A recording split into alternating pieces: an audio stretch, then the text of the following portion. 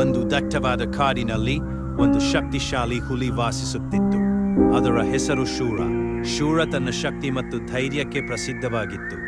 ಆದರೆ ಅದು ಅಹಂಕಾರಿಯಾಗಿರ. ಒಂದು ದಿನ ಕಾಡಿನಲ್ಲಿ ಭೀಕರ ಬರ ಬಂತು.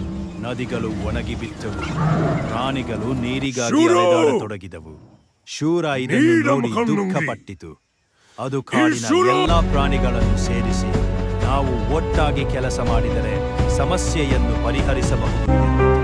ಶೂರ ಎಲ್ಲರ ಸಹಾಯದಿಂದ ದೂರದ ಬೆಟ್ಟದ ಬಳಿ ಇರುವ ಒಂದು ಗುಪ್ತ ಜಲಾಶಯವನ್ನು ಕಂಡುಹಿಡಿಯಿತು. ಅದು ಸಣ್ಣ ದಾರಿಯನ್ನು ತೆರವುಗೊಳಿಸಿ ನೀರನ್ನು ಕಾಡಿನೊಳಗೆ ಹರಿಯುವಂತೆ. ಪ್ರಾಣಿಗಳು ಸಂತೋಷಪಟ್ಟವು ಮತ್ತು ಶೂರನಿಗೆ ಧನ್ಯವಾದ ಹೇಳಿದವು.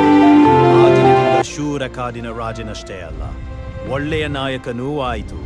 ಈ ಕತೆ ನಮಗೆ ಒಗ್ಗಟ್ಟು ಮತ್ತು ಸಹಕಾರದಿಂದ ಯಾವುದೇ ಸಮಸ್ಯೆಯನ್ನು ಪರಿಹರಿಸಬಹುದು ಎಂಬ ಪಾಠವನ್ನು ಕಲಿಸುತ್ತದೆ.